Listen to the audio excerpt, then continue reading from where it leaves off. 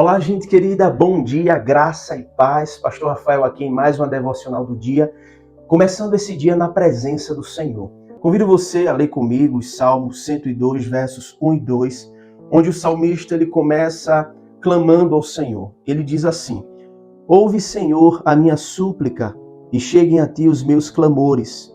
Não me ocultes o rosto no dia da minha angústia. Inclina-me os ouvidos no dia em que eu clamar.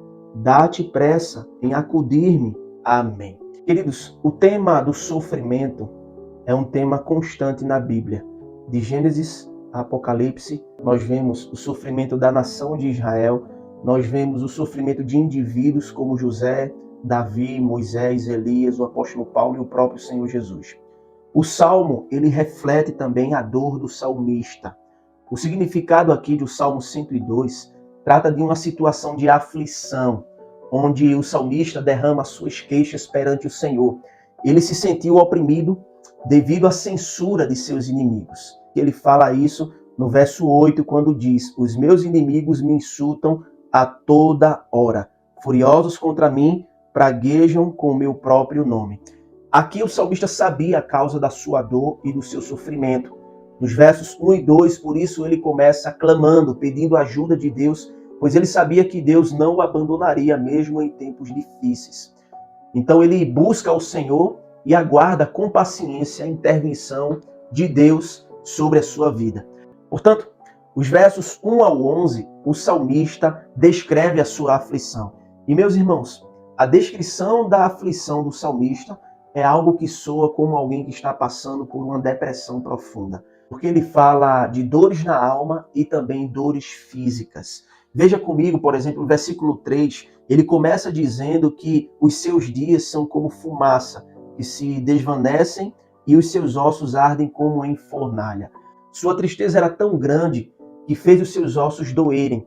Seu estado emocional estava afetando sua condição física. Ele sentia o murcho sobre o calor de sua aflição. No versículo 4, o salmista continua aqui descrevendo que estava tão preocupado que se esquecia até de comer. Consequentemente, ele estava perdendo peso. E ele continua descrevendo, e no verso 6, ele diz que se sentia sozinho, como um pelicano solitário no deserto.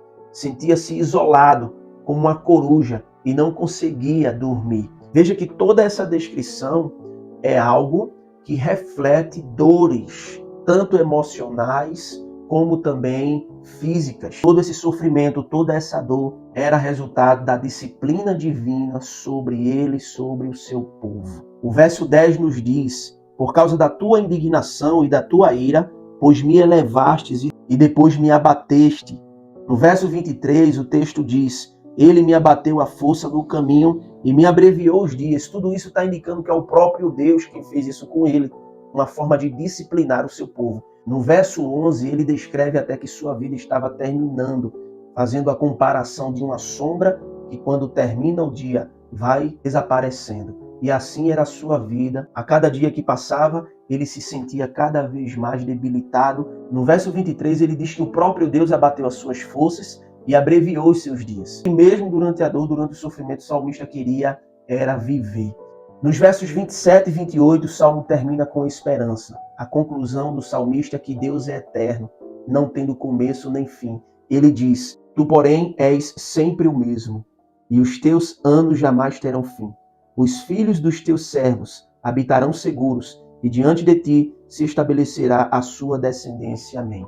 Ele crê na eternidade de Deus, ele acredita que o próprio Deus preservará a sua vida e a nação a qual ele pertencia.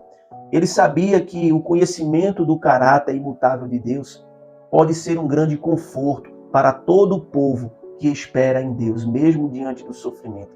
Esse salmo, irmãos, nos ensina a termos paciência diante do sofrimento, a confiarmos no Senhor diante do sofrimento, porque Deus continua de geração em geração no controle de toda a história da humanidade.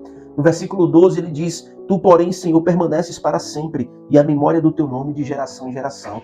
Talvez se você esteja passando por uma dor, por um sofrimento na sua vida, por um luto, eu quero te dizer, Deus está vendo a tua dor. Deus está vendo o teu sofrimento. Romanos 8,18 diz: porque para mim tenho por certo que os sofrimentos do tempo presente não podem ser comparados com a glória que há de ser revelada em nós. Todo sofrimento terreno não poderá ser comparada com a tamanha alegria, felicidade e glória a ser revelada em nós através do nosso Senhor Jesus. Portanto, tenha paciência, continue orando, continue crendo, continue clamando. O próprio Senhor Jesus disse em João 16:33: estas coisas vos tenho dito para que tenhais paz em mim. No mundo vocês vão passar por aflições, mas tende bom ânimo, eu venci o mundo. Irmãos, se Jesus venceu o mundo, nós vamos vencer. Aliás, o próprio Paulo disse em Romanos 8 que nós já somos mais que vencedores em Cristo Jesus.